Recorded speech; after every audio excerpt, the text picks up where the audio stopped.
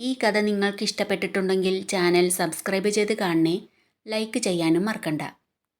ഗൗരിയെ കൊണ്ട് ദേവനും രവിയും പോയി കഴിഞ്ഞപ്പോൾ പങ്കജം പറഞ്ഞു, ഹാവു സമാധാനായി. നിങ്ങളുടെ അച്ഛൻ വരുമ്പോഴേക്കും അവൾ ഇവിടുന്ന് പോയി കിട്ടിയല്ലോ. അവളുടെ കല്യാണത്തിൻ്റെ അന്ന് അവൾ ഇവിടെ കാട്ടിക്കൂട്ടിയ പ്രകടനം കണ്ട് നിങ്ങളുടെ അച്ഛന് എന്തോ അവൾക്ക് നേരെ ഒരു മനമാറ്റം ഉണ്ടായിട്ടുണ്ട്. ഇനി ഈ കോലത്തിൽ അവളെ ഇവിടെ കണ്ടാൽ അത് മതി. എന്നാലും അവൾ എന്തിനാവും വണ്ടിക്ക് മുന്നിൽ ചാടിയത്? അവൻ അവളെ ഇഷ്ടമായതുകൊണ്ട് കല്യാണം കഴിച്ച് തരണമെന്ന് പറഞ്ഞത് വെറുതെയാണെന്ന് എനിക്ക് അന്നേ മനസ്സിലായി. ആദ്യം പറ്റില്ലെന്ന് പറഞ്ഞപ്പോഴാ അവൻ കാശ് തരാമെന്ന് പറഞ്ഞത്. അപ്പോൾ തന്നെ അതിലെന്തോ ഉണ്ടെന്ന് എനിക്ക് തോന്നിയതാ. പക്ഷേ അവൻ ഒരു പണക്കാരനല്ലേ, പിന്നെ അവൾക്കെന്താ അവൻ്റെ കൂടെ ജീവിച്ചാൽ? അവൾ എന്തിനാ അവൻ്റെ കൂടെ പോകാൻ മടിക്കുന്നത്? ആ എന്തെങ്കിലും ആവട്ടെ, ഞാൻ എന്തിനാ അവളെക്കുറിച്ച് ആലോചിക്കണം? മക്കളെ, നിങ്ങൾ പോയിരുന്ന് പഠിക്കാൻ നോക്ക്, അമ്മ പണികൾ നോക്കട്ടെ. എല്ലാം ഇനി അമ്മ തന്നെ വേണ്ടേ ചെയ്യാൻ എന്ന് പറഞ്ഞ് പങ്കജം അടുക്കളയിലേക്ക് പോയി. ദേവൻ ഗൗരിയെ കൊണ്ട് മഹേന്ദ്രത്തിലെത്തി. സ്റ്റോർ റൂമിൽ നിന്ന് രവി അവളെ കൊണ്ടുപോയി കിടത്തിയ റൂമിലേക്കാണ് ദേവൻ അവളെ കൊണ്ടുപോയത്. ബെഡിൽ അവളെ ഇരുത്തി തലയണ ചാരി വെച്ച് അതിലേക്ക് ചാരിയിരുത്തി.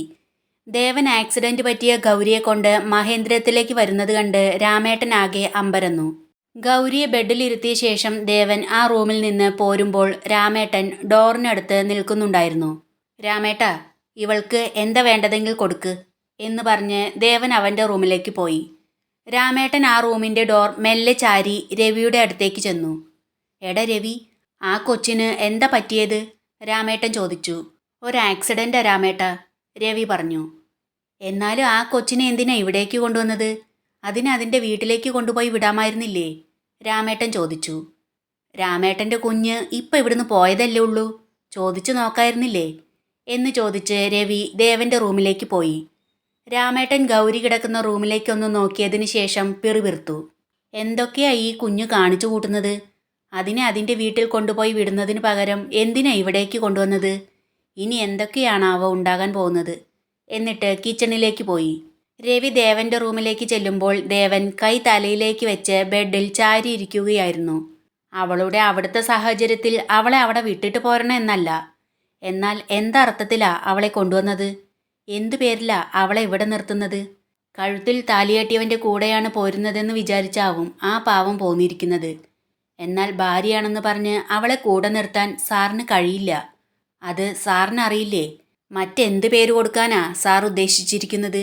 രവി ചോദിച്ചു. ദേവൻ ബെഡിൽ നിന്ന് ചാടി എഴുന്നേറ്റ് എടാ എന്ന് വിളിച്ചുകൊണ്ട് രവിയുടെ കോളറിൽ പിടിച്ചു. എനിക്കല്ല, ഈ സമൂഹത്തിന് സാറ് ഉത്തരം കൊടുക്കേണ്ടി വരും, രവി പറഞ്ഞു.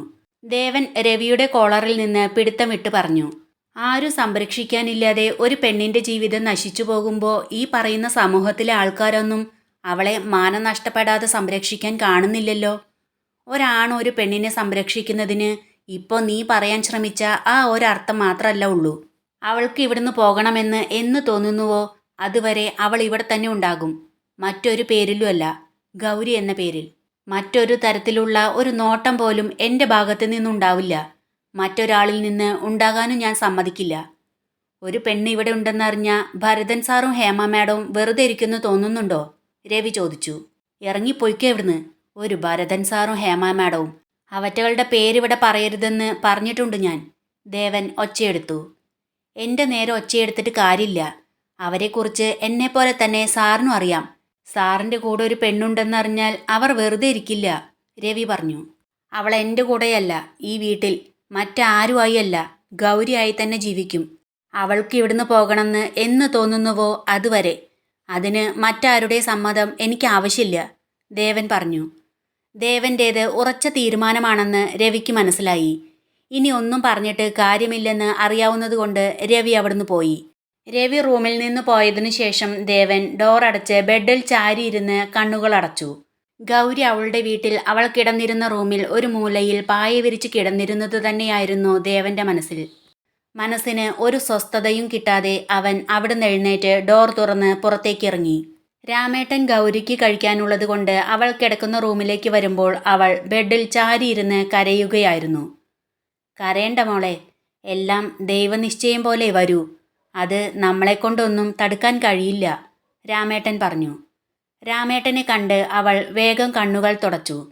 ഇത് കഴിക്ക്, എന്ന് പറഞ്ഞ് രാമേട്ടൻ കൊണ്ടുവന്ന പ്ലേറ്റ് അവൾക്ക് നേരെ നീട്ടി. അവൾ ആ പ്ലേറ്റിലേക്ക് നോക്കിയ ശേഷം കരഞ്ഞുകൊണ്ട് ഒന്നുകൂടി രാമേട്ടനെ നോക്കി. കരയണ്ട, ഇത് കഴിക്ക് എന്ന് പറഞ്ഞ് പിന്നെയും രാമേട്ടൻ നിർബന്ധിച്ചു. അപ്പോൾ അവൾ അത് വാങ്ങി കഴിച്ചു. രാമേട്ടൻ കിച്ചണിൽ പോയി ഒരു ജഗ് വെള്ളവും ഒരു ഗ്ലാസും കൊണ്ടുവന്ന് ടേബിളിൽ വെച്ചു.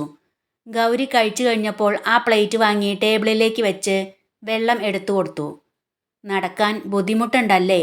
രാമേട്ടൻ ചോദിച്ചു. കാലിൻ്റെ മുട്ടിന് മുറിവുണ്ട്, അതുകൊണ്ടാ, ഗൗരി പറഞ്ഞു. ഇവിടെ പഴയൊരു ഊന്നുവടി ഉണ്ടായിരുന്നു. എവിടെയെങ്കിലും കിടക്കുന്നുണ്ടാവും. ഞാൻ അത് നോക്കി എടുത്തു തരാം.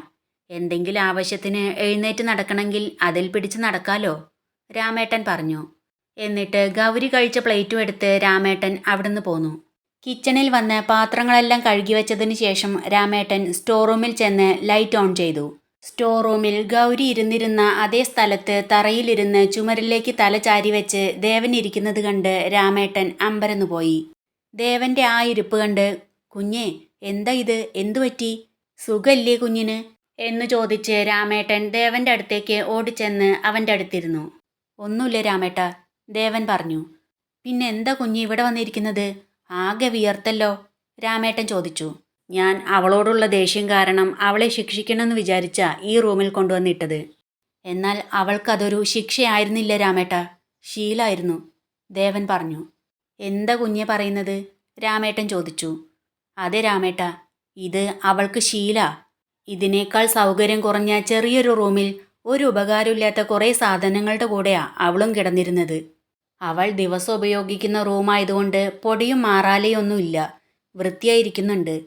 ഈ റൂമിലുള്ളതിനേക്കാൾ കൂടുതൽ ഉപയോഗമില്ലാത്ത സാധനങ്ങൾ ആ ഒരു ചെറിയ റൂമിലുണ്ട്. അതിൻ്റെ കൂടെ അവളും. ഞാൻ അവിടെ ചെന്നപ്പോഴുള്ള അവളുടെ ആ നോട്ടം, താൻ എന്നെ ശിക്ഷിക്കാനായി കൊണ്ടുപോയിട്ടത് ഇതുപോലത്തെ ഒരു റൂമിലായിരുന്നില്ലേ, എന്നാൽ എനിക്കതൊരു ശിക്ഷയല്ലായിരുന്നു എന്നവൾ എന്നോട് പറയുന്നത് പോലെയാ എനിക്ക് തോന്നിയത്. അത്രയും നിസ്സഹായയും നിരാലംബയുമായ ഒരു പെണ്ണിനെയാ ഞാൻ. അവളുടെ മുന്നിൽ ഞാൻ തീരെ ചെറുതായിപ്പോയി രാമേട്ട, ദേവൻ പറഞ്ഞു. ആ കുട്ടി അവളുടെ വീട്ടിൽ എങ്ങനെ വേണമെങ്കിലും കഴിഞ്ഞോട്ടെ, എന്നാൽ വീണ്ടും എന്തിനാ ആ കുട്ടിയെ തിരികെ കൊണ്ടുവന്നത്, രാമേട്ടൻ ചോദിച്ചു. ആക്സിഡൻ്റായി എന്നറിഞ്ഞപ്പോൾ എത്രത്തോളം അപകടം സംഭവിച്ചിട്ടുണ്ടെന്ന് അറിയാൻ വേണ്ടിയാ ഞാൻ വീണ്ടും അവിടെ ചെന്നത്. അവൾക്ക് അവിടെ ഉള്ളത് അവളുടെ സ്വന്തം അമ്മയല്ല. കാശ് തരാമെന്ന് പറഞ്ഞപ്പോൾ ആ സ്ത്രീ ഒരു മടിയും കൂടാതെ അവളെ എൻ്റെ കൂടെ പറഞ്ഞുവിടാൻ തയ്യാറായത്. ഞാൻ പറയുന്നത് മാത്രം വിശ്വസിച്ച് അവളോട് പോലും ചോദിക്കാതെ ആ സ്ത്രീ ഒരു തീരുമാനം എടുത്തത്. ഒരമ്മ കാശിനു വേണ്ടി സ്വന്തം മകളെ ഏതോ ഒരുത്തിൻ്റെ കൂടെ വിടാൻ തയ്യാറാകുന്നത് എന്തുകൊണ്ടാണെന്ന് ഞാൻ അപ്പോൾ ചിന്തിച്ചിരുന്നു. അതൊരു സ്വാർത്ഥതയുള്ള സ്ത്രീയായിരിക്കുമെന്ന് എനിക്ക് തോന്നി. സ്വാർത്ഥതയുള്ള സ്ത്രീ തന്നെയാ, എന്നാൽ സ്വന്തം മകളല്ലാത്തത് കൊണ്ടുകൂടിയാ ആ സ്ത്രീ അതിന് തയ്യാറായത്, ദേവൻ പറഞ്ഞു. ആ സ്ത്രീ ആ കുട്ടിയുടെ ആരോ ആയിക്കോട്ടെ, അതൊന്നും കുഞ്ഞ് ശ്രദ്ധിക്കണ്ട. ആ കുട്ടിയെ അവിടെ തന്നെ കൊണ്ടുപോയി വിട്. ഇവിടെ നിർത്തിയാൽ വലിയ പ്രശ്നമാവും. ആ കുട്ടിക്ക് തന്നെയാ അതിൻ്റെ മാനക്കേട്, രാമേട്ടൻ പറഞ്ഞു. ഇതൊക്കെ അറിഞ്ഞിട്ടും ഞാൻ അവിടെ വിട്ടിട്ട് വരാൻ തയ്യാറായതാ രാമേട്ട. എന്നാൽ ഞാൻ കൊണ്ടുപോകുന്നില്ലെങ്കിൽ മറ്റൊരുത്തിന് അവളെ കൊടുക്കുമെന്നാ ആ സ്ത്രീ പറഞ്ഞത്, ദേവൻ പറഞ്ഞു. മറ്റാർക്കെങ്കിലും ആ കുട്ടിയെ കല്യാണം കഴിച്ചു കൊടുക്കുകയാണെങ്കിൽ കൊടുത്തോട്ടെ, അത് തന്നെയല്ലേ നല്ലത്, രാമേട്ടൻ ചോദിച്ചു. അവളുമായി കല്യാണം തീരുമാനിച്ചിരുന്ന ആൾ ഇന്ന് ഓഫീസിൽ വന്നിരുന്നു. 50 വയസ്സിനടുത്ത് പ്രായമുണ്ട് അയാൾക്ക്. അതും കാശ് കൊടുക്കാമെന്ന് പറഞ്ഞതുകൊണ്ടാണത്രേ അവളുടെ വീട്ടുകാർ ആ വിവാഹത്തിന് സമ്മതിച്ചത്. അന്ന് ഞാൻ അവളെ കൊണ്ടുവന്നില്ലായിരുന്നെങ്കിൽ വീട് വിട്ടിറങ്ങിപ്പോകാനോ മരിക്കാനോ ആയിരുന്നു അവളുടെ തീരുമാനമെന്ന്. കാരണം പിറ്റേന്ന് അവളുടെ വിവാഹം നടക്കാനിരിക്കുകയായിരുന്നു അയാളുമായി, ദേവൻ പറഞ്ഞു. ആ സമയത്ത് ഗൗരിയുടെ റൂമിൽ നിന്ന് അവളുടെ നിലവിളി കേട്ടു. പെട്ടെന്ന് ഞെട്ടി അമ്പരന്ന് ദേവൻ അവിടേക്കോടി.